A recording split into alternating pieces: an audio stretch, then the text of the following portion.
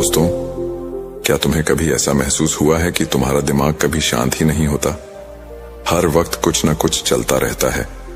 एक बेचैनी, एक हलचल, एक अंतहीन सोच की दौड़, जैसे कोई तूफान चल रहा हो और उसे रोकने की कोई कोशिश भी बेकार जा रही हो।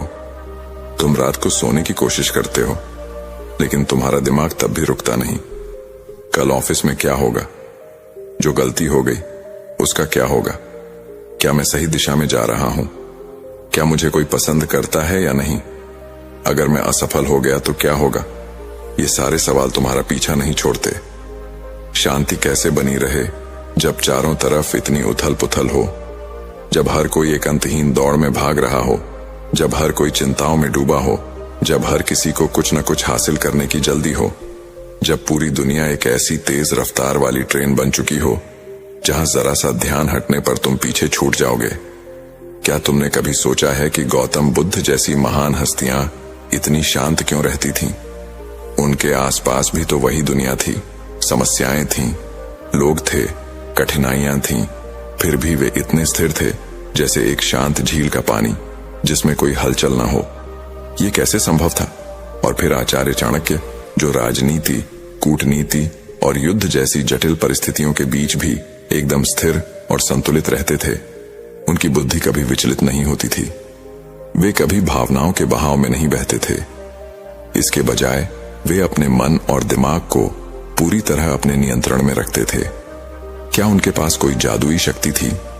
अगर बुद्ध और चाणक्य अपने दिमाग को शांत और स्थिर रख सकते थे, तो हम क्यों नहीं? हम क्यों हर छोटी मोटी बात पर घबरा जाते हैं? हम क्यों चिंता और तनाव को अपने ऊपर हावी होने देते हैं? क्या सच में हम अपने मन पर कोई नियंत्रण नहीं रख सकते? जब तुम्हारा दिमाग शांत नहीं होता तो समझ लो कि तुम अपने ही सबसे बड़े दुश्मन बन चुके हो। क्योंकि जब तुम्हारा मन अशांत होता है तो तुम्हारी सोच गलत फैसले लेने लगती है। तुम छोटी छोटी बातों पर घबरा जाते हो और धीरे धीरे तुम्हारी जिंदगी से सुकून गायब हो जाता है।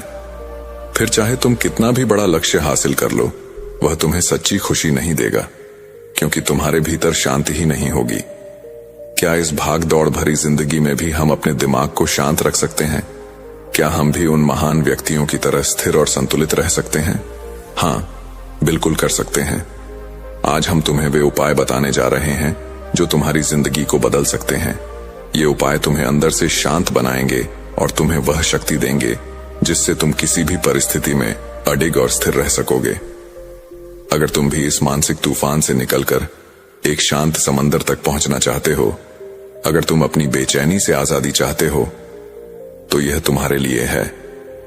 क्या तुम जानते हो कि जब गौतम बुद्ध को ज्ञान प्राप्त हुआ था तो उन्होंने क्या महसूस किया? कुछ भी नहीं। कोई हलचल नहीं, कोई शोर नहीं, कोई चिंता नहीं, कोई भय नहीं, सिर्फ और सिर्फ शांति। एक ऐसी शांति जो न किसी बाहरी परिस्थिति से जुड़ी थी, न किसी भौतिक वस्तु से। वह शांति उनके भीतर थी, और यही वह शांति थी जिसने सिद्धार्थ को गौतम बुद्ध बना दिया। लेकिन सवाल यह है कि यह शांति आती कहां से है? क्या यह केवल बुद्ध जैसे महापुरुषों के लिए थी? क्या हम जैसे सामान्य लोग इसे कभी महसूस कर सकते हैं? गौतम बुद्ध ने कहा था, मनुष्य का मन ही उसके दुख का कारण है।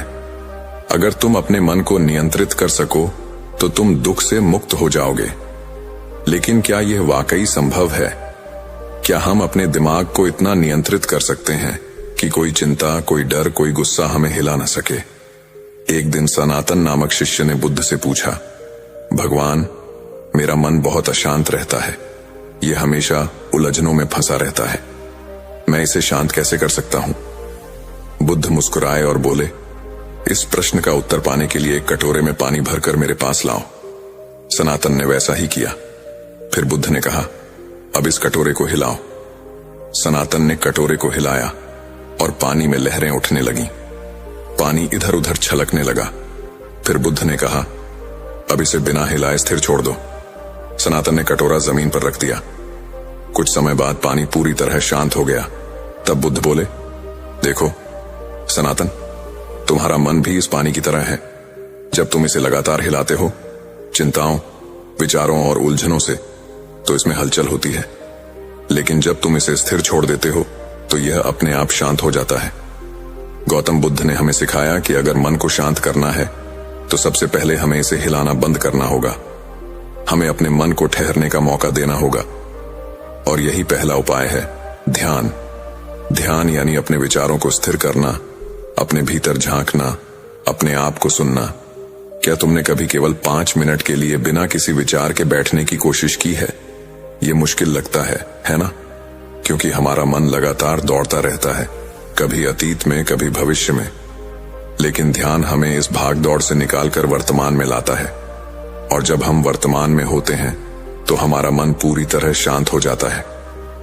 बुद्ध कहते थे, अगर तुम अपने मन को नियंत्रित करना चाहते हो तो सबसे पहले अपनी सांसों को नियंत्रित करो, क्योंकि जब तुम्हारी सांसें तेज होती हैं तो तुम्हारे विचार भी तेज होते हैं, और जब तुम्हारी सांसें स्थिर होती हैं तो तुम्हारा मन भी स्थिर हो जाता है। इसलिए अगर तुम अपने दिमाग को शांत रखना चाहते हो तो हर दिन बस 5 मिनट के लिए अपनी सांसों को महसूस करो। गहरी सांस लो, धीरे धीरे छोड़ो, कुछ मत सोचो, बस अपनी सांसों के बहाव को देखो। यही वह रहस्य है जिसे बुद्ध ने अपनाया था, और यही वह रहस्य है जिससे तुम भी अपने विचारों पर नियंत्रण पा सकते हो। लेकिन ध्यान और सांसों के अलावा बुद्ध ने हमें एक और महत्वपूर्ण सबक सिखाया, वर्तमान में जीने की कला। तुम क्या सोचते हो? तुम्हारी सारी चिंताओं का असली कारण क्या है? जो हो चुका है या जो होने वाला है? सच्चाई यह है कि हमारा दिमाग या तो अतीत की गलतियों में उलझा रहता है या भविष्य की चिंताओं में, और इसी वजह से हम कभी भी शांति महसूस नहीं कर पाते। बुद्ध ने कहा था, जो अतीत में रहता है वह दुखी रहता है, जो भविष्य में रहता है वह चिंतित रहता है, लेकिन जो वर्तमान में जीता है वही वास्तव में जीता है। अगर तुम अपने दिमाग को शांत रखना चाहते हो तो बस एक चीज सीख लो, हर पल को पूरी तरह जीना। जब तुम खा रहे हो तो सिर्फ खाने पर ध्यान दो, जब तुम किसी से बात कर रहे हो तो पूरी तरह वहां मौजूद रहो, जब तुम काम कर रहे हो तो सिर्फ काम पर ध्यान दो, और जब तुम आराम कर रहे हो तो पूरी तरह आराम करो। गौतम बुद्ध ने हमें सिखाया कि शांति कहीं बाहर से नहीं आती, शांति हमारे भीतर से आती है, और अगर हम अपने विचारों को नियंत्रित करना सीख लें तो दुनिया की कोई भी ताकत हमें अशांत नहीं कर सकती। क्या तुमने कभी सोचा है कि आचार्य चाणक्य जैसे बुद्धिमान व्यक्ति का दिमाग कभी अशांत क्यों नहीं होता था? क्या वे भी कभी घबराते थे? क्या वे भी कभी उलझन में पड़ते थे? क्या तुम्हें भी कभी ऐसा महसूस हुआ है जब तुम्हारे दिमाग में इतनी सारी बातें एक साथ चल रही हों कि तुम समझ ही ना पाओ कि क्या सही है, क्या गलत, क्या करना चाहिए, क्या नहीं? और सबसे बड़ा सवाल, इस स्थिति से निकला कैसे जाए? आचार्य चाणक्य ने हमें सिखाया कि अगर तुम्हें अपने मन को शांत रखना है तो सबसे पहले तुम्हें धैर्य सीखना होगा। धैर्य ही वह गुण है जो तुम्हें हर मुश्किल से बाहर निकाल सकता है। लेकिन धैर्य का मतलब क्या है? क्या यह सिर्फ चुपचाप बैठकर इंतजार करना है? नहीं, धैर्य का मतलब है सही समय का इंतजार करना, सही अवसर को पहचानना और सही निर्णय लेना। चाणक्य ने एक कहानी के माध्यम से इसे समझाया। एक समय की बात है, एक शिकारी जंगल में शिकार करने गया। उसने एक हिरण देखा और धनुष पर तीर चढ़ाया, लेकिन तभी उसकी नजर एक शेर पर पड़ी जो झाड़ियों में छिपा हुआ था। शिकारी घबराया। अगर उसने हिरण पर निशाना लगाया तो शेर उस पर हमला कर सकता था, और अगर उसने शेर पर निशाना लगाया तो हिरण भाग सकता था। उसने एक क्षण के लिए अपनी सांस रोकी, अपने दिमाग को शांत किया, और फिर वह निर्णय लिया जिसने उसकी जान बचा ली। उसने न तो हिरण पर तीर चलाया न शेर पर। वह धीरे से पीछे हटा और सुरक्षित स्थान पर चला गया। चाणक्य हमें यही सिखाते हैं कि जब भी तुम्हें लगे कि तुम्हारा दिमाग अशांत हो रहा है, जब भी तुम किसी फैसले को लेकर उलझन में हो, तो सबसे पहले रुको। तुरंत कोई निर्णय मत लो, अपने विचारों को स्थिर होने दो, और जब तुम्हारा दिमाग शांत हो जाए तब सही फैसला लो। चाणक्य कभी जल्दबाजी में फैसला नहीं लेते थे। वे हमेशा पहले पूरी स्थिति को समझते, धैर्य रखते, अपने विचारों को स्थिर करते और फिर सही निर्णय लेते। यही कारण था कि वे इतिहास के सबसे महान रणनीतिकार बने। सनातन ने एक बार चाणक्य से पूछा, गुरुदेव, जब मेरा मन बहुत बेचैन हो जाता है तब मुझे क्या करना चाहिए? चाणक्य मुस्कुराए और बोले, जब मन अशांत हो तो सबसे पहले उसे काम में लगाओ, क्योंकि व्यस्त दिमाग कभी अशांत नहीं होता। अगर तुम्हारा मन चिंता कर रहा है तो उसे चिंता करने मत दो। उसे कोई ऐसा काम दो जिसमें वह पूरी तरह डूब जाए, चाहे वह पढ़ाई हो, लेखन हो, कोई कला हो या कोई नया कौशल सीखना हो। क्योंकि जब मन किसी रचनात्मक या उपयोगी काम में व्यस्त होता है तो अनावश्यक विचार आने बंद हो जाते हैं, और यही मानसिक स्थिरता की पहली कुंजी है। इसके अलावा एक और तरीका है प्रकृति से जुड़ना। अगर तुम्हारा मन बहुत बेचैन है तो बस कुछ देर के लिए बाहर निकलो, खुली हवा में जाओ, पेड़ों को देखो, आसमान को निहारो, अपनी सांसों को महसूस करो। चाणक्य कहते थे कि जो व्यक्ति प्रकृति से जुड़ता है उसका मन कभी अशांत नहीं होता। प्रकृति में एक ऐसी शक्ति है जो हमारे मन को शांत करती है, हमें अपने आप से जोड़ती है, और अंत में सबसे महत्वपूर्ण बात, संयम। अपनी भावनाओं पर नियंत्रण रखो। चाणक्य कहते थे कि जो व्यक्ति अपनी भावनाओं को नियंत्रित कर सकता है वही अपने जीवन को नियंत्रित कर सकता है। अगर कोई तुम्हें गुस्सा दिलाए तो शांत रहो, अगर कोई तुम्हें नीचा दिखाए तो मुस्कुराओ, क्योंकि जो व्यक्ति प्रतिक्रिया देने से पहले सोचता है वही अपने मन को पूरी तरह नियंत्रित कर सकता है। अगर तुम अपने दिमाग को शांत रखना चाहते हो तो ये सूत्र अपनाओ। धैर्य रखो, जल्दबाजी मत करो, अपने विचारों को स्थिर करो, प्रकृति से जुड़ो, अपने मन को रचनात्मक कार्यों में व्यस्त रखो, और सबसे महत्वपूर्ण, अपनी भावनाओं पर नियंत्रण रखो। यही वे सिद्धांत हैं जिन्हें चाणक्य ने अपनाया था, और यही वे सिद्धांत हैं जो तुम्हारी जिंदगी को बदल सकते हैं। क्या तुम्हारे साथ भी ऐसा होता है? क्या तुम्हारा मन कभी इतनी जोर से बोलता है कि तुम उसे रोक ही नहीं पाते? क्या तुम्हें भी ऐसा लगता है कि तुम्हारा दिमाग तुम्हारे काबू में नहीं है? आज हम बात करेंगे कि कैसे अपने मन को शांत किया जाए, कैसे अपने विचारों को नियंत्रित किया जाए, और कैसे योग, ध्यान और जीवन शैली के सही बदलावों से अपने दिमाग को पूरी तरह संतुलित रखा जाए। सनातन ने एक बार गुरु से कहा, गुरुदेव, मेरा मन हमेशा अशांत रहता है। जब भी मैं कोई काम करता हूँ मेरा ध्यान भटक जाता है। जब भी मैं कोई निर्णय लेने की कोशिश करता हूँ हजारों विचार मेरे दिमाग में आते हैं। कृपया मुझे बताइए, इस बेचैनी से कैसे छुटकारा पाऊं? गुरु मुस्कुराए और बोले, सनातन, मन एक पागल घोड़े की तरह है। अगर इसे नियंत्रण में नहीं रखा तो यह तुम्हें गिरा सकता है, लेकिन अगर तुम इसे सही तरीके से साध लो तो यही घोड़ा तुम्हें अपनी मंजिल तक ले जाएगा। अब सवाल यह है कि इस घोड़े को काबू में कैसे किया जाए। सबसे पहले आता है ध्यान। क्या तुम जानते हो कि ध्यान करने से तुम्हारा दिमाग क्यों शांत होता है? जब तुम ध्यान करते हो तो तुम अपने विचारों को नहीं रोकते, बल्कि उन्हें स्वतंत्र रूप से बहने देते हो। और धीरे धीरे जैसे ही तुम अपनी सांसों पर ध्यान देना शुरू करते हो, तुम्हारा मन स्थिर होने लगता है। तुम्हारा दिमाग भी उस झील की तरह है। अगर तुम इसे लगातार हिलाते रहोगे, चिंताओं, विचारों और उलझनों से, तो पानी में लहरें उठती रहेंगी। लेकिन अगर तुम शांत बैठ जाओगे, अपने मन को ठहरने का मौका दोगे, तो धीरे धीरे सारी हलचल अपने आप शांत हो जाएगी। बस इतना ही करो, कुछ ही मिनटों में तुम देखोगे कि तुम्हारा मन पहले से ज्यादा शांत हो गया है। लेकिन सिर्फ ध्यान ही काफी नहीं है।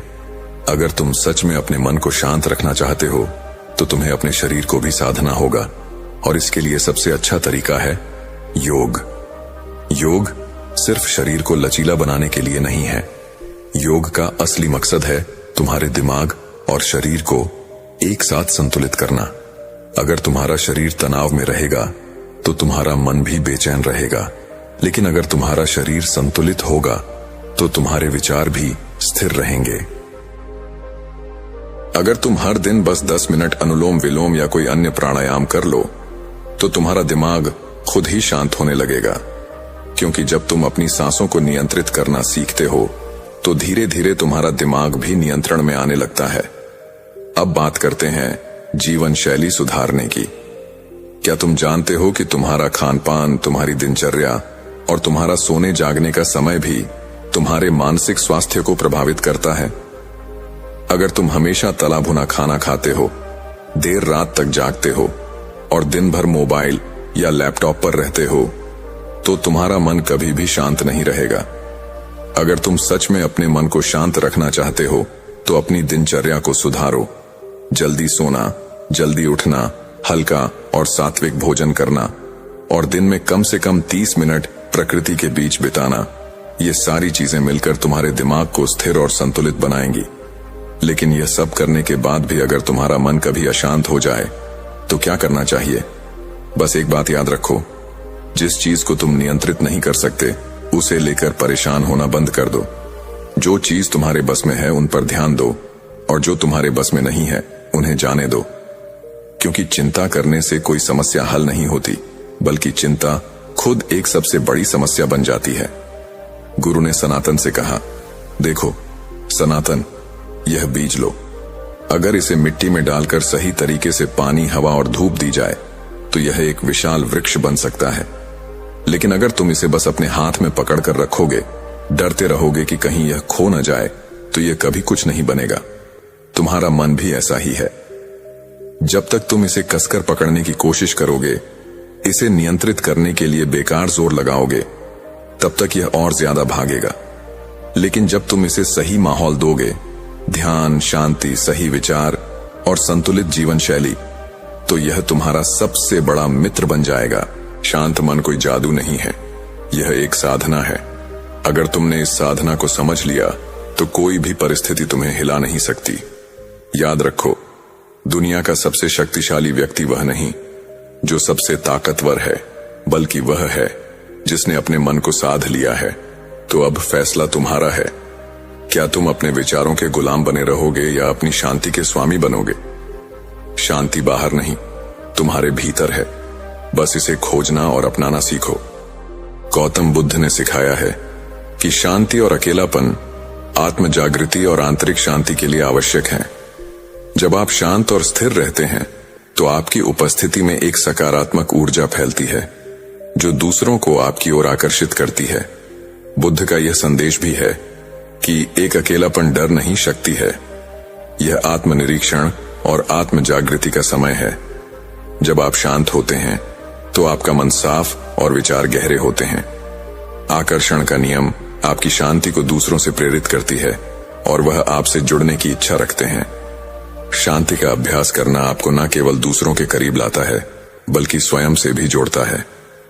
गौतम बुद्ध ने अपने उपदेशों में शांति और आत्मसंयम को जीवन का केंद्र बिंदु माना है। उन्होंने सिखाया कि बाहरी दुनिया में सुख और शांति की तलाश करने के बजाय उसे अपने भीतर खोजा जाना चाहिए। आइए उनकी शिक्षाओं पर और गहराई से विचार करें।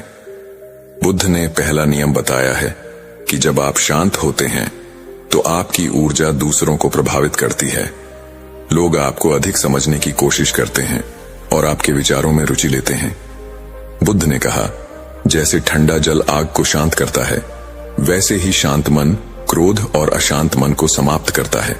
दूसरा नियम है अकेलेपन का महत्व। अकेलापन आत्मनिरीक्षण का सबसे बड़ा साधन है। बुद्ध के अनुसार जो अकेला चलता है वह स्वतंत्र रहता है और वह अपने मार्ग को स्पष्ट रूप से देखता है।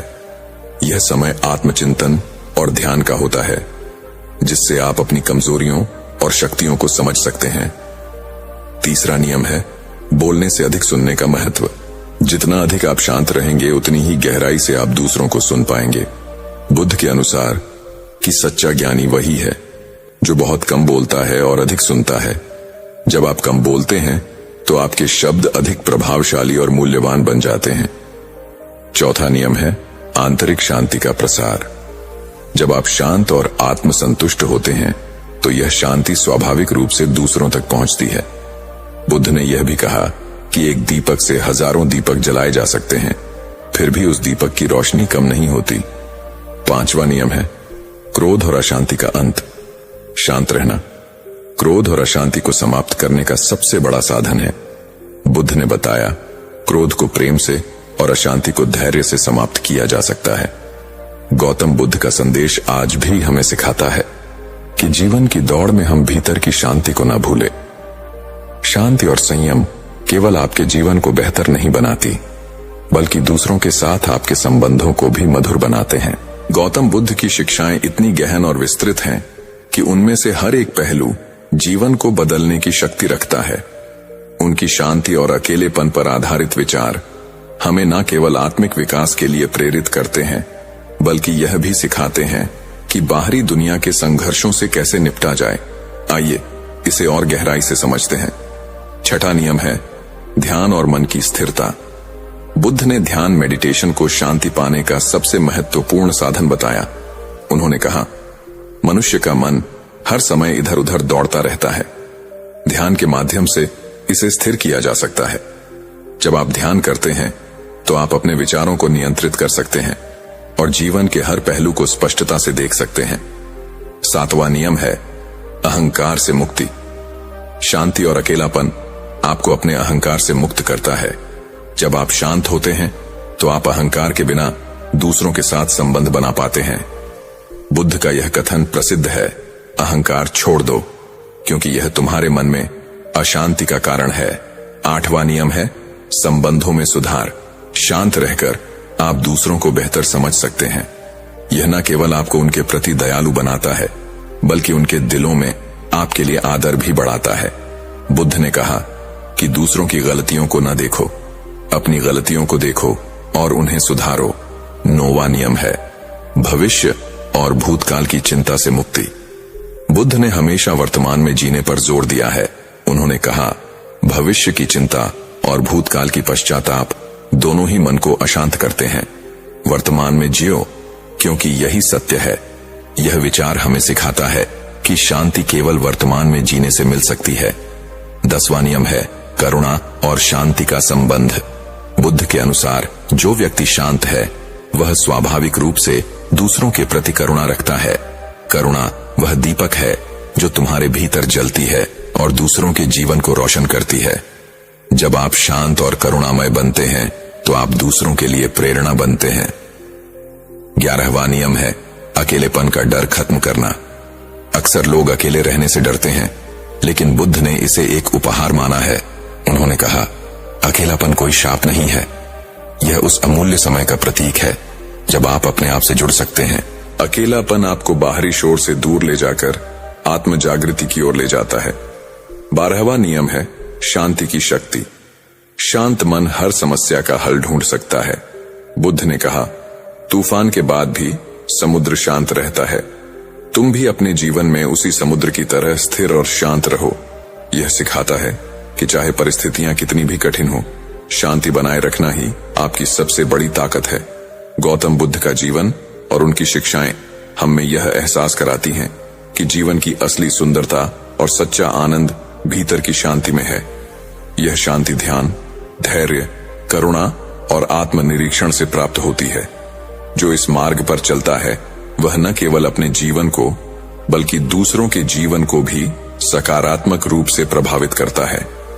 गौतम बुद्ध की शिक्षाएं असीमित हैं और उनकी गहराई से हम जीवन के हर पहलू को बेहतर समझ सकते हैं।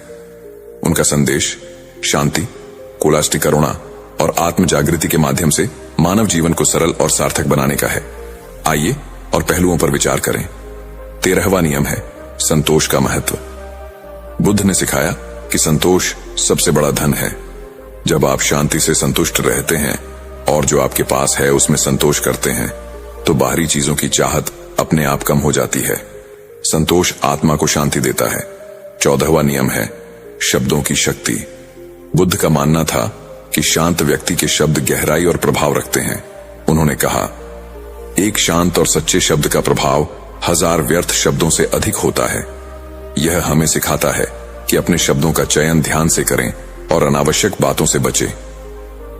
15वां नियम है अनासक्ति का अभ्यास। जीवन में शांति बनाए रखने के लिए अनासक्ति, अटैचमेंट से मुक्त रहना आवश्यक है। बुद्ध ने कहा, जितना तुम चीजों और लोगों से जुड़े रहोगे उतना ही तुम्हारा दुख बढ़ेगा। अनासक्ति का मतलब यह नहीं कि प्रेम ना करें, बल्कि यह कि प्रेम में स्वार्थ और अधिकार की भावना ना हो। 16वां नियम ही धैर्य और सहनशीलता। बुद्ध ने धैर्य को शांति की कुंजी माना है। उन्होंने कहा, गुस्सा और अधीरता आग की तरह है, यह केवल तुम्हें जलाएंगे। धैर्य और सहनशीलता तुम्हारे जीवन को शीतल बनाएंगे। जीवन में चाहे कितनी भी कठिन परिस्थितियां आए, शांत और धैर्यवान रहना ही समाधान है। 17वां नियम है करुणा से क्रोध पर विजय। बुद्ध का एक और महत्वपूर्ण उपदेश है, क्रोध पर करुणा से विजय पाओ, बुराई पर अच्छाई से विजय पाओ। जब आप शांत रहते हैं और दूसरों के प्रति करुणा रखते हैं तो आप स्वाभाविक रूप से अपने क्रोध और घृणा पर विजय पा लेते हैं। 18वां नियम है साधारण जीवन का महत्व। बुद्ध ने कहा, एक साधारण जीवन जियो ताकि तुम्हारे विचार और मन शांत रहे। भौतिक वस्तुओं की लालसा और दिखावे का पीछा करने से शांति भंग होती है। साधारण जीवन में संतोष और आत्म सुख मिलता है। 19वां नियम है दुख के मूल कारण का अंत। बुद्ध ने 4 आर्य सत्य बताए जिनमें उन्होंने दुख और उसके कारण को समझने की शिक्षा दी। दुख का कारण हमारी इच्छाएं और तृष्णा है। उन्होंने सिखाया, इच्छाओं को त्याग कर और मध्यम मार्ग अपनाकर शांति और मुक्ति प्राप्त की जा सकती है। 20वां नियम है मध्यम मार्ग का अनुसरण। बुद्ध ने ना तो अधिक कठोर जीवन जीने की सलाह दी और न ही अत्यधिक सुख भोगने की। उन्होंने मध्यम मार्ग का अनुसरण करने की शिक्षा दी। जीवन में संतुलन बनाए रखो, यही तुम्हें शांति की ओर ले जाएगा। 21वां नियम है आत्म जागृति और निर्वाण। बुद्ध ने कहा कि आत्म जागृति, सेल्फ अवेयरनेस ही मुक्ति का मार्ग है। उन्होंने सिखाया कि जब आप अपने भीतर की अशांति और अज्ञानता को पहचानते हैं तभी आप निर्वाण, आंतरिक शांति और मुक्ति को प्राप्त कर सकते हैं। 22वां नियम है दूसरों की सहायता का महत्व। बुद्ध का मानना था कि दूसरों की सहायता करना और उनके जीवन में शांति लाना भी आत्मिक विकास का हिस्सा है। उन्होंने कहा, दूसरों को सहारा देने से तुम्हारी आत्मा मजबूत होती है और तुम्हारे भीतर की शांति बढ़ती है। 23वां नियम है कर्म का सिद्धांत। बुद्ध ने कर्म के सिद्धांत को समझाया, जो तुम बोओगे वही तुम काटोगे। यदि तुम शांति और प्रेम बोओगे तो तुम्हें वही मिलेगा। इसका अर्थ है कि शांत और सकारात्मक कर्म जीवन को सरल और आनंदमय बनाते हैं। गौतम बुद्ध की शिक्षाएं हमें यह सिखाती हैं कि सच्ची शांति और सुख हमारे भीतर ही है। इसे पाने के लिए हमें धैर्य, ध्यान, करुणा और संतोष का मार्ग अपनाना होगा। उनका संदेश यह है कि जीवन में चाहे कैसी भी परिस्थितियां हों, शांति और संयम बनाए रखने से ही हम अपने लक्ष्य और आत्मा की मुक्ति तक पहुंच सकते हैं। गौतम बुद्ध की शिक्षाओं का विस्तार अनंत है और हर पहल में मानव जीवन को संवारने और आत्मिक शांति पाने का संदेश छिपा है। उनकी बातें समय, स्थान और परिस्थितियों से परे हैं। आइए उनकी शिक्षाओं में और गहराई तक जाएं। 24वां नियम है स्वयं पर भरोसा रखना। बुद्ध ने कहा, अपने दीपक स्वयं बनो। इसका अर्थ है कि किसी और पर पूरी तरह निर्भर न रहे। अपने भीतर ज्ञान और समझ का दीप जलाए और सही मार्ग पर चले। जब आप आत्मनिर्भर बनते हैं तो जीवन में शांति और आत्मविश्वास अपने आप बढ़ता है। 25वां नियम है सही दृष्टिकोण अपनाना। बुद्ध ने सही दृष्टिकोण, राइट व्यू पर बल दिया है। उन्होंने कहा, दुनिया को जैसे वह है वैसे ही देखो, ना कि जैसे तुम उसे देखना चाहते हो। यह सिखाता है कि सत्य को स्वीकार करना और पूर्वाग्रहों से मुक्त रहना ही शांति का मार्ग है। 26वां नियम है अतीत से मुक्ति। बुद्ध ने सिखाया कि अतीत की यादों और पछतावों को छोड़ देना चाहिए। उन्होंने कहा कि जो चला गया है उस पर रो मत, जो अभी है उसे पूरी तरह से जियो। अतीत में रहने से मन अशांत होता है, वर्तमान में जीना शांति का रहस्य है। 27वां नियम है कि इच्छाओं का संतुलन। बुद्ध ने समझाया कि इच्छाएं दोहक का कारण है, लेकिन इच्छाओं को दबाने के बजाय उन्हें संतुलित करना चाहिए। जरूरत और लालसा में फर्क करो।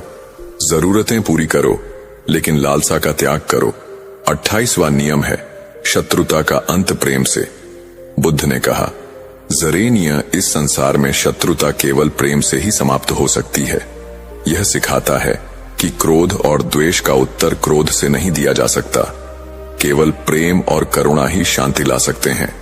29वां नियम है अज्ञानता से मुक्ति।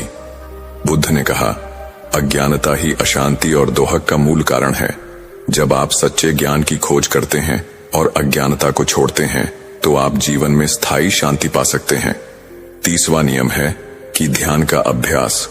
बुद्ध ने ध्यान को आत्म जागृति और शांति का सबसे बड़ा साधन बताया है। जैसे कमल कीचड़ में खिलता है, वैसे ही ध्यान अशांत मन को शांति देता है। ध्यान आपको अपने विचारों और भावनाओं को नियंत्रित करने में मदद करता है। 31वां नियम है दूसरों के प्रति सहानुभूति। बुद्ध ने कहा, दूसरों के दुख को समझो और उनके प्रति सहानुभूति रखो। सहानुभूति और करुणा न केवल दूसरों को शांति देती है, बल्कि आपको भी आंतरिक संतोष का अनुभव कराती है। 32वां नियम है मृत्यु का स्वाभाविक दृष्टिकोण। बुद्ध ने मृत्यु को जीवन का स्वाभाविक हिस्सा माना और कहा, मृत्यु से मत डरो, यह केवल एक नया आरंभ है। मृत्यु का भय छोड़कर वर्तमान को पूर्णता से जीने का संदेश दिया। 33वां नियम है जीवन को सरल बनाना। उन्होंने कहा, सादगी में ही सुंदरता और शांति है। अधिक इच्छाएं अधिक समस्याएं लाती हैं। जीवन को सरल और उद्देश्यपूर्ण बनाना शांति का आधार है। 34वां नियम है आत्मानुशासन। बुद्ध ने आत्मानुशासन को सफलता और शांति का मूल बताया। अपने मन को नियंत्रण में रखो, वरना यह तुम्हें नियंत्रित करेगा। आत्मानुशासन से मन शांत और स्थिर रहता है। 35वां नियम है परिवर्तन को स्वीकार करना। उन्होंने कहा, सब कुछ नश्वर है, जो आज है वह कल नहीं होगा। परिवर्तन को स्वीकार करना सिखाता है कि दुख और खुशी दोनों ही स्थायी हैं। यह समझ शांति का आधार बनती है। गौतम बुद्ध की शिक्षाएं हमें जीवन के हर पहलू में मार्गदर्शन देती हैं। उनकी बातें केवल धार्मिक उपदेश नहीं हैं, बल्कि वे एक बेहतर और शांतिपूर्ण जीवन जीने के व्यावहारिक सूत्र हैं। उनके विचार हमें सिखाते हैं कि सच्ची शांति न बाहर है, न ही भौतिक सुखों में, बल्कि हमारे मन और आत्मा के भीतर है। इसे पाने के लिए ध्यान, करुणा, सादगी और सही दृष्टिकोण का अभ्यास करना आवश्यक है। जैसा सोचोगे वैसा बनोगे। शांति पाने के लिए शांत मन का निर्माण करो। धन्यवाद और नमो बुद्धाय। एक बार की बात है, हिमालय की शांत और हरी भरी तराई में एक घना वन था। उस वन के बीचों बीच एक छोटी सी कुटिया में बौद्ध गुरु भिक्षु आनंद अपने शिष्य सबल के साथ रहते थे। गुरु आनंद एक अनुभवी साधक थे, जिन्होंने बुद्ध की शिक्षाओं को अपने जीवन में उतारा था। उनकी आंखों में करुणा और चेहरे पर शांति की चमक साफ झलकती थी। वहीं सबल, जो अभी युवा था, बद्धा, जिज्ञासु और उत्साही था, लेकिन उसका मन हमेशा अशांत रहता था। छोटी छोटी बातों पर वह परेशान हो जाता, कभी क्रोधित हो जाता तो कभी अनावश्यक चिंता में डूब जाता। उसे समझ नहीं आता था कि वह अपने मन को कैसे नियंत्रित करे। एक सूर्यास्त के समय, जब वन में पक्षियों की चहचहाहट गूंज रही थी और हवा में ठंडक घुल रही थी, तब सबल अपनी कुटिया से बाहर निकला। वह गुरु आनंद के पास गया, जो एक बरगद के पेड़ के नीचे ध्यानमग्न बैठे थे। सबल ने उनके सामने हाथ जोड़े और विनम्रता से कहा, गुरुजी, मेरा मन हर समय भटकता है। कभी मुझे नींद नहीं आती, कभी मैं बेवजह परेशान हो जाता हूं। मुझे शांति चाहिए। कृपया मुझे शांत रहने के तरीके बताइए। मैं यह भी जानना चाहता हूं कि शांत कैसे रहा जाए, शांत रहते समय क्या करना चाहिए, इसके फायदे क्या हैं और किन परिस्थितियों में शांत रहना चाहिए। गुरु आनंद ने अपनी आंखें खोलीं और सबल को अपने पास बैठने का इशारा किया। फिर वे उसे पास ही बह रहे एक छोटे से सरोवर के किनारे ले गए। वहां पानी की सतह इतनी शांत थी कि उसमें आसमान और पेड़ों का प्रतिबिंब साफ दिखाई दे रहा था। गुरु ने गहरी सांस ली और शांत स्वर में बोले, सरल शांति बुद्ध की राह का आधार। हां, यह कोई बाहरी चीज वहीं, बल्कि तेरे भीतर का खजाना। हां, इसे पाने के लिए धाराय्य, अभ्यास और समझ चाहिए। मैं तुझे एक एक कर सब समझाता हूं। गुरु ने एक पत्थर उठाया और उसे सरोवर में धीरे से डाला। पानी में छोटी छोटी लहरें उठीं और फिर धीरे धीरे शांत हो गईं। गुरु बोले, सबल, पहला तरीका है अपनी सांस पर ध्यान देना। जब तेरा मन अशांत हो, जैसे यह पानी पत्थर से हिल गया था, तो अपनी आंखें बंद कर और अपनी सांस को देखा।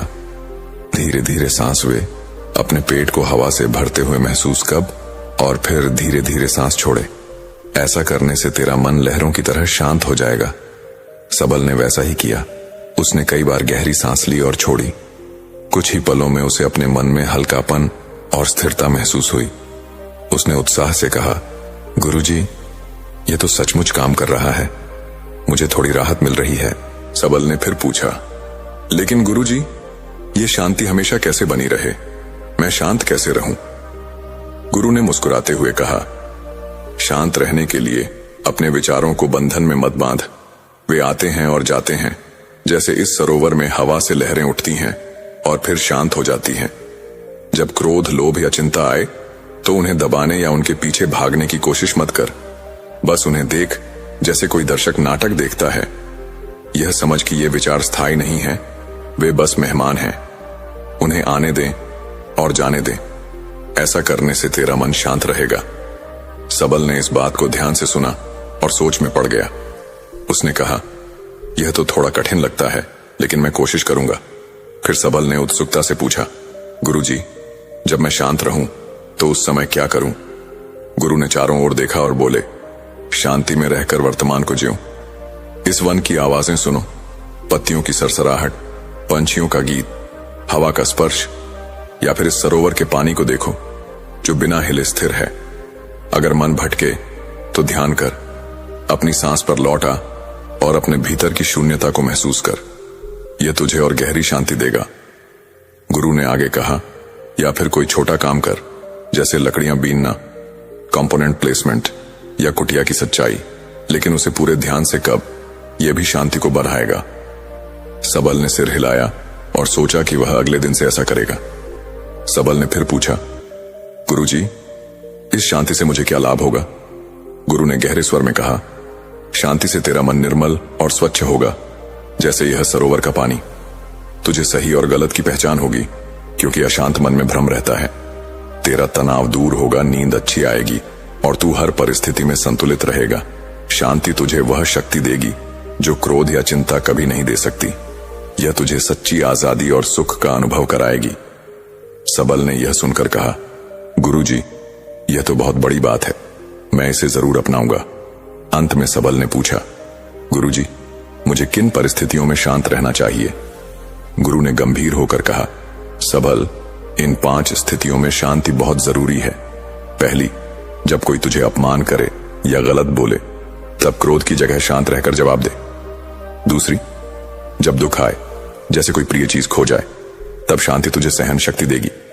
तीसरी, जब क्रोध उबल रहा हो, तब शांत रहकर उसे ठंडा कर। चौथी, जब बद्धा संकट आए, जैसे बीमारी या मुश्किल समय, तब शांति तुझे रास्ता दिखाएगी। और पांचवी, जब तू कोई बद्धा फैसला ले रहा हो, तब शांत मन ही सही निर्णय ले सकता है। सबल ने गुरु की हर बात को अपने हृदय में उतार लिया। उसने कहा, गुरुजी, मैं आपकी सीख को आजमाऊंगा। कुछ दिन बाद एक घटना घटी। सबल वन में लकड़ियां बीन रहा था कि अचानक एक जंगली भेड़िया उसके सामने आ गई। उसकी आंखें चमक रही थीं और वह गुर्राने लगी। पहले तो सबल का दिल जोर जोर से धड़कने लगा और वह भागने को हुआ, लेकिन तभी उसे गुरु की सीख याद आई। उसने गहरी सांस ली, अपने मन को शांत किया और धीरे धीरे पीछे हटना शुरू किया। उसने भेड़िए की ओर नहीं देखा और न ही कोई जल्दबाजी दिखाई। कुछ देर बाद भेड़िया मुद्दा कर जंगल में चला गया। सबल की जान बच गई। उसने राहत की सांस ली और मन ही मन गुरु को धन्यवाद दिया। उस दिन से सबल ने रोज सांस का अभ्यास और ध्यान शुरू किया। वह वन में प्रकृति के साथ समय बिताने लगा और अपने विचारों को शांत भाव से देखने की आदत डालने लगा। धीरे धीरे उसका मन स्थिर और शांत हो गया। एक दिन गुरु आनंद ने उसे देखा और मुस्कुराते हुए कहा, सबल, तूने बुद्ध की राह पर चलना सीख लिया। अब तेरा जीवन शांति, करुणा और समझ से भरा रहेगा। और इस तरह एक साधारण शिष्य ने अपने गुरु की सीख से शांति का गहरा सबक सीखा और अपने जीवन को सार्थक बनाया। दोस्तों, हमारा मन इस दुनिया का सबसे पावरफुल हथियार है। हमारे जीवन के प्रत्येक घटना के साथ सिर्फ और सिर्फ हमारा मन जुड़ा होता है। इस दुनिया में जितने भी ज्ञानी हुए, जितने भी सक्सेसफुल लोग बने, सिर्फ और सिर्फ अपने मन की शक्ति के कारण ही बने। लेकिन हम में से बहुत से लोग क्यों इन शक्तियों को समझ नहीं पाते हैं? हम भी इंसान हैं, आप भी इंसान हैं। हमारे अंदर, आपके अंदर, सबके अंदर समान शक्ति है, लेकिन क्यों हम उसे समझ नहीं पाते हैं? जो इन शक्तियों को समझ गया वह ज्ञानी बन गया।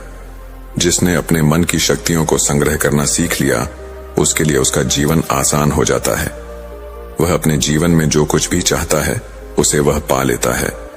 गौतम बुद्ध कहते हैं कि सभी में बुद्ध बनने की योग्यता है, क्योंकि वह जानते हैं कि शक्ति वह हर इंसान में मौजूद है, लेकिन उस शक्ति का सही उपयोग हम नहीं कर पाते हैं।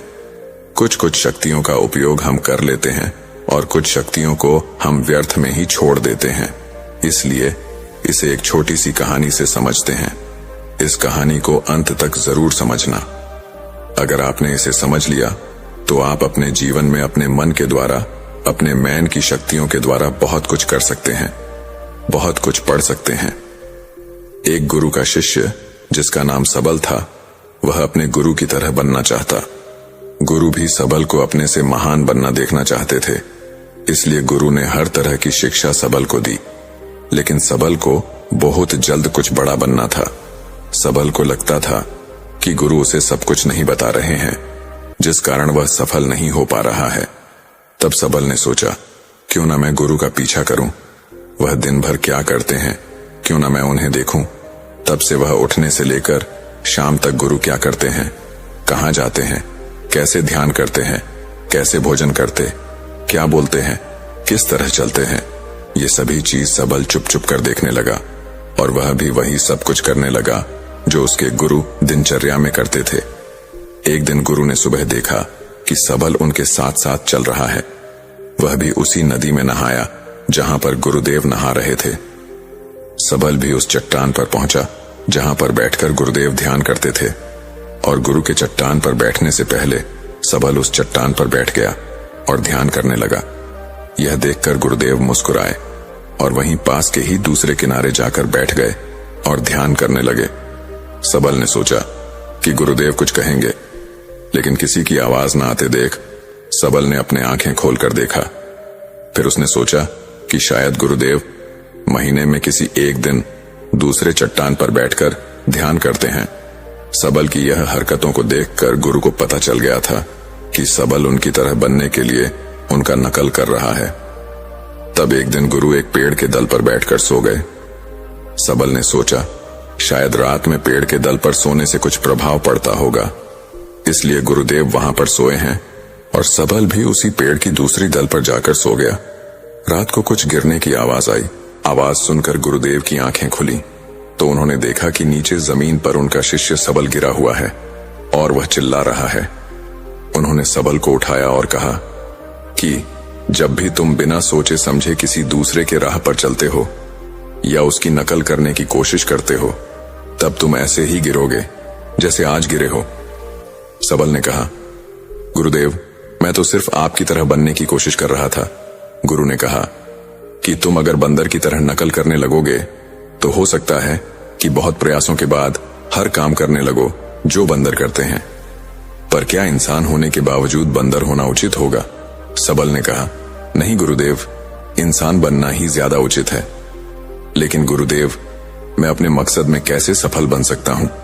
मैं कैसे अपने आप को जान सकता हूं, पहचान सकता हूं? मैं तो बस यह देख रहा था कि आप क्या करते हैं, शायद उससे मुझे कोई रास्ता मिल जाए। गुरु ने कहा, जिस प्रकार शरीर को चलाने के लिए भोजन की आवश्यकता होती है, भोजन अगर शुद्ध है तो शरीर में शक्ति भी शुद्ध होती है। हमारा शरीर स्वस्थ रहता है, शक्तिशाली रहता है, बलवान रहता है। उस शरीर से जो भी कार्य करना चाहो तुम करवा सकते हो। लेकिन तुम खराब, सड़ा हुआ बासी खाना खाओगे तो हमारा शरीर बीमार पड़ जाएगा। फिर गुरु ने कहा, इसी तरह हमारे पास मन की शक्ति होती है, और इसमें इतनी शक्ति होती है कि कुछ भी पाया जा सकता है, कुछ भी बना जा सकता है, अपने आप को जाना जा सकता है, पहचाना जा सकता है, बुद्धत्व को प्राप्त किया जा सकता है। लेकिन मन की शक्तियों को नापा या तोला नहीं जा सकता है। सबल ने कहा, गुरुदेव, आप ज्ञानी हैं, ध्यानी है, इसीलिए आपके पास मन की शक्तियां हैं जिनका उपयोग आप कर सकते हैं, लेकिन हम उपयोग करते हैं तो कुछ भी नहीं होता। गुरु ने कहा, शक्ति तो तुम्हारे पास भी है और उतनी ही है जितनी मेरे पास है या किसी और के पास है। सबल ने कहा, तो गुरुदेव, फिर हम सभी लोग कामयाब क्यों नहीं होते? हमारे जैसे बहुत से लोग हमेशा सफल होते रहते हैं, ऐसा क्यों? गुरु ने कहा, क्योंकि मन की शक्तियों का हम सही तरीके से उपयोग नहीं कर पाते हैं, बल्कि मन की शक्तियां हमारा उपयोग कर लेती हैं। सबल ने कहा कि आप मेरे मन की शक्तियां दिखा सकते हैं, क्योंकि मैं इसे समझ नहीं पा रहा हूं। गुरुदेव बोले, हां, बिल्कुल दिखा सकता हूं, पर इसके लिए तुम्हें मेरा एक काम करना होगा। क्या तुम कर सकोगे? सबल ने कहा, हां अवश्य करूंगा। मुझे क्या करना है? गुरु ने कहा, ज्यादा कुछ नहीं करना है, बस इतना ही करना है कि जितने भी विचार तुम्हारे मन में आए, उन विचारों को एक एक लकड़ी के समान समझना है और उन लकड़ी को उठाकर उस झोपड़ी पर रखते जाना है। और ये तुम्हें पूरे महीने के लिए करना होगा। ध्यान रहे, एक विचार के लिए एक लकड़ी का होना आवश्यक है। जैसे कोई विचार से कोई लकड़ी छूट न जाए। एक काम और करना, अपने उन विचारों को जो तुम्हें ज्ञान और ध्यान प्राप्त करने के लिए आए, उन विचारों की लकड़ियों को तुम्हें झोपड़ी के बाहर रखना है। सबल ने कहा, जो आज्ञा गुरुदेव, आप जैसे कह रहे हैं मैं वैसा ही करूंगा। और सबल विचारों को देखना और उन विचारों से लकड़ियों को उठाकर झोपड़ी में रखना शुरू कर दिया। धीरे धीरे 1 महीना बीत गया और सबल पूरा 1 महीना बीतने के बाद सबल गुरु के पास गया और बोला, गुरुदेव, 1 महीना हो चुका है। जैसा आपने कहा था मैंने बिल्कुल वैसा ही किया है। अब आप मुझे मेरे मन की शक्तियों को दिखाएं। गुरु सबल के साथ उस झोपड़ी पर पहुंचे। गुरु ने देखा कि पूरी झोपड़ी छोटी लकड़ियों से भर गई है, यहां तक कि कुछ लकड़ियां बाहर भी गिरी हुई। गुरु ने कहा, वह लकड़ियां कहां हैं जो तुम्हारे ज्ञान और ध्यान के विचारों की है? सबल ने बाहर पड़ी कुछ लकड़ियों को लाकर गुरुदेव को दिया और बोला, यह वही लकड़ियां हैं। गुरु ने सबल को लकड़ियों को गिनने के लिए कहा। जब सबल ने ज्ञान और ध्यान की लकड़ियों को गिनना शुरू किया तो वो 26 लकड़ियां पाया। गुरु ने सबल से कहा, बस तुम्हें एक काम और करना है। यह काम बहुत छोटा सा है, क्या तुम कर सकोगे? सबल ने कहा, जी गुरुदेव, आप जो कहेंगे मैं जरूर करूंगा। बताइए मुझे क्या करना है? गुरु बोले, ये जो लकड़ियां तुमने इकट्ठे किए हैं, इसे एक साथ बांधकर उस नदी में फेंक कर आओ। गुरु की यह बात सुनकर सबल घबरा गया और बोला, गुरुदेव, यह कैसे हो सकता है? इतने लकड़ियों का भार मैं कैसे उठा पाऊंगा? गुरु बोले, क्यों नहीं उठा पाओगे? जब इतने विचारों का भार तुम दिमाग में रखकर घूमते हो तो इन लकड़ियों को क्यों नहीं उठा सकते? सबल ने कहा, लेकिन गुरुदेव, विचारों में तो वजन नहीं होता। गुरु बोले, विचारों में भी वजन होता है। देखो, तुम्हारे बेकार के विचारों के नीचे तुम्हारे मकसद के विचार, ध्यान और ज्ञान के विचार कितने हैं? तुमने अपने मन की सारी शक्तियों इन बेकार के विचारों में लगा दी है जो झोपड़ी में पड़ी है, और केवल 26 लकड़ियों के साथ ही तुम ध्यान और ज्ञान को पाना चाहते हो। सबल ने कहा, आप ठीक कह रहे हैं। सबल ने कहा, गुरुदेव, पर मैं अब क्या करूं? गुरु ने कहा, तुम अभी अपने ज्ञान और ध्यान की ओर बढ़ना चाहते हो और यही तुम्हारा लक्ष्य है, तो इन बेकार की विचारों को नदी में बहा दो। शिष्य ने कहा, लेकिन गुरुदेव, इतनी सारी लकड़ियों को मैं सर पर नहीं उठा पाऊंगा। गुरु ने मुस्कुराते हुए कहा, तो एक एक करके इसे फेंक दो। 1 महीने में, 2 महीने में, जितना भी समय लगे लगाओ, लेकिन अपने सर से, अपने मैन से इन बेकार के विचारों को फेंक डालो। याद रहे, एक विचार छूटने पर नदी में सिर्फ एक ही लकड़ी फेंकना है। सबल ने जिन लकड़ियों को 1 महीने में इकट्ठा कर लिया था, उसे फेंकने में उसे 3 साल लग गए। एक विचार छोड़ने पर वह एक लकड़ी नदी में फेंक देता। अब उसके पास केवल 26 लकड़ियां ही बची थीं, जो उसके ध्यान और ज्ञान की थी।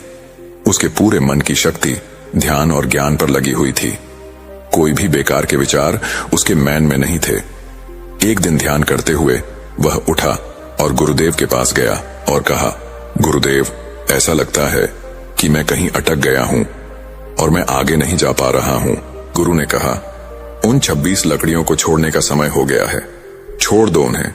सबल ने उन 26 लकड़ियों को छोड़ने में 1 साल लगा दिया, और जब उसने आखिरी लकड़ी को नदी में डाला तो सबल वहीं पानी के किनारे बैठ गया और बैठता ही गया। तब गुरु सबल को ढूंढते हुए नदी किनारे पहुंचे। गुरु सबल को देखकर जान गए कि वह संपूर्ण शक्ति में खेल रहा है। सबल ने गुरु की ओर देखा और दोनों ही एक दूसरे की ओर देखते हुए बिना कुछ कहे वापस चले गए। हमें भी अपने जीवन में मन की शक्तियों का उपयोग करना सीखना चाहिए। अगर हमने ऐसा कर लिया तो हम जीवन में वो सभी असंभव काम, जो कुछ भी हम पाना चाहते हैं, हम उसे पा सकते हैं। हमारी शक्ति हजारों लाखों विचारों के रूप में हमारे मन में बिखरी पड़ी है। इसमें कुछ अच्छे विचार भी हैं, कुछ बुरे विचार भी हैं। बस हमें अपने अच्छे विचारों को पकड़ना है। अगर हम अच्छे विचारों को नहीं पकड़ेंगे तो बुरे विचार तुरंत ही हमारे ऊपर प्रेशर डालने लगेगा और हम नकारात्मकता की ओर, नेगेटिव एनवायरनमेंट की ओर बढ़ते चले जाएंगे। इसीलिए भगवान बुद्ध बोलते हैं कि जब भी आपके मन में अच्छे विचार आए उसे तुरंत पकड़ लो, उन विचारों पर तुरंत काम करना प्रारंभ कर दें। मन की शक्तियों का उपयोग करना बहुत ही सरल है। बस आपको उतना ही करना है जो आपको सबसे ज्यादा सटीक लगे। लेकिन हम एक काम के साथ हजारों कामों को करने लगते हैं और उसी में हम डिस्ट्रैक्ट भी हो जाते हैं। इसीलिए